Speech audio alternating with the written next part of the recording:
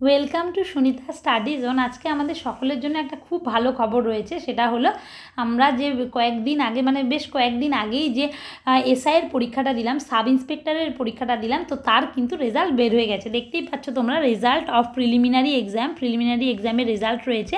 সেটা হলো to the post of কিসের সাব ইন্সপেক্টর এসআইয়ের পোস্টের জন্য 2024-এর।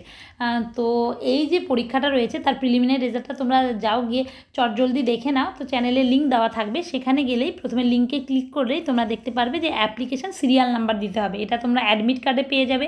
প্রথমে এটা পুট করলে, তারপরে তোমাদের যে ডেট অফ বার্থ রয়েছে সেটা পুট করলে, নেক্সট তোমরা পার্মানেন্ট ডিস্ট্রিক্ট কোন ডিস্ট্রিক্ট থেকে বিলং করো সেটা পুট করলেই দেখবে যে সার্চ রেজাল্ট রয়েছে। তো এরপরে সার্চ রেজাল্ট যখন তোমরা করবে তো তখন দেখবে যে এইরকম একটা পেজ খুলে যাবে। তো সেক্ষেত্রে এখানে ইন্ডিভিজুয়াল মার্কস এবং কাট অফ মার্কস দুটোই দেওয়া আছে। তো তোমরা দেখতে পাচ্ছ আমি তোমাদের সাথে আমার মার্কসটা শেয়ার করছি। তো আমার এখানে নাম দেওয়া আছে এবং তার সাথে সব ডেট অফ বার্থ সব কিছু একটা পুট করলেই দেখতে পাবে যে ডিস্ট্রিক্টও, তার সাথে সাথে ইউআর, আমি কিন্তু ইউআর ক্যাটাগরি থেকে বিলং করি, এবং তার সাথে আমি কত নাম্বার পেয়েছি সেটা দেখা যাবে। সেটা হচ্ছে আমি 155.5 নাম্বার পেয়েছি। আর রেজাল্ট যেটা হচ্ছে আমি শর্ট লিস্টেড হয়েছি নেক্সট মাঠের জন্য আর কি, 155.5 পেয়েছি। এবার তোমাদের সবচেয়ে ইম্পর্টেন্ট যেটা হলো সেটা হলো কাট অফ মার্কসটা কত সেটা জানা কিন্তু ভীষণ ভীষণ ইম্পর্টেন্ট। যে কাট অফ কত গেল, ভীষণ হাই কাট অফ, এত কাট অফ যাবে সত্যি আমার জন্য বিষয়টা আনএক্সপেক্টেড ছিল। যে কাট অফ স্কোর 150.5, ভাবা যায় 150, 150-র ওপরে 200-র মধ্যে কাট অফ। এটা ছেলেদের জন্য, মেল ক্যান্ডিডেটদের জন্য, যারা মেল এবং যারা জেনারেল তাদের সত্যিই অবস্থা খারাপ হয়ে গেছে। সেটা হচ্ছে আনরিজার্ভড মেলের জন্য কাট অফ 150.5, আর ইডাব্লিউএসের জন্য 96.5, এসসির জন্য 129, আর এসটির জন্য 100, আর ওবিসি এর জন্য 135.5, আর ওবিসি বি এর জন্য 134।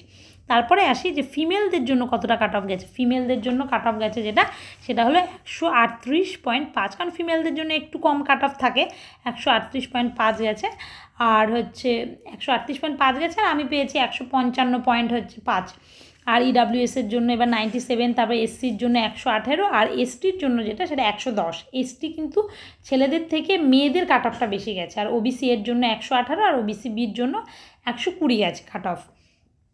তো এত হাই কাট অফ দেখে সত্যি জানি না হয়তো কাট অফটা কেন বেশি হচ্ছে। তার কারণ আমরা নিশ্চয়ই সকলেই হয়তো কম বেশি ভালো পরীক্ষা দিয়েছি, তার জন্যই কাট অফটা এত হাই গেছে।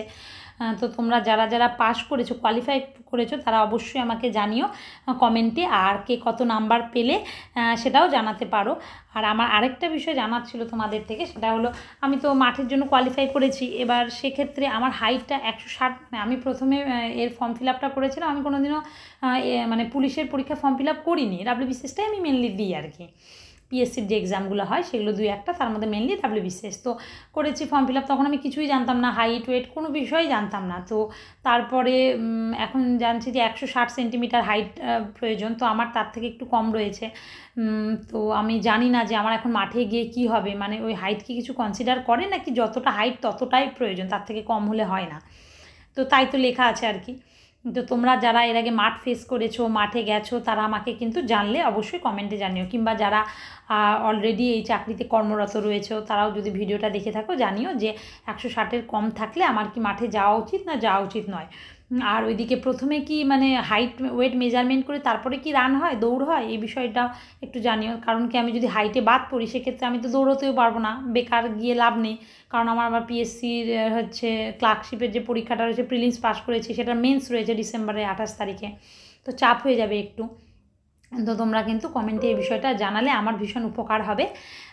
তো আর কি, এবার যারা যারা পাশ করলে তাদের সকলকে জানাই কংগ্রাচুলেশনস মাঠের জন্য, যাদের হাইট রয়েছে এবং যারা খুব প্র্যাকটিস করছো তাদের জন্য আগাম শুভেচ্ছা জানাই। আর এরপরে তো মেন্সও রয়েছে, তোমরা সকলেই জানো, ডেসক্রিপটিভ রয়েছে যেটা, তো মাঠ পাস করলে তারপরে মেন্স।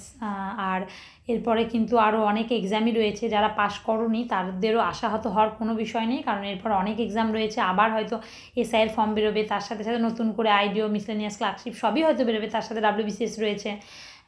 তো আশাহত হওয়ার কোনো কারণ নেই। এখন সব এক্সামগুলোরই নোটিফিকেশান সম্ভবত বেরোবে এবং এক্সামগুলো সম্ভবত হবে। তো আমরা সকলেই খুব ভালো মতো প্রিপারেশান নিই। তো আজকের মতো এইটুকুই। আর যে কথাটা বললাম তোমাদেরকে হাইটের ব্যাপারটা একটু জানিও, তাহলে আমার উপকার হয়। তো আজকের মতো এটুকুই। ভিডিওটা কেমন লাগলো জানিও। Thank you.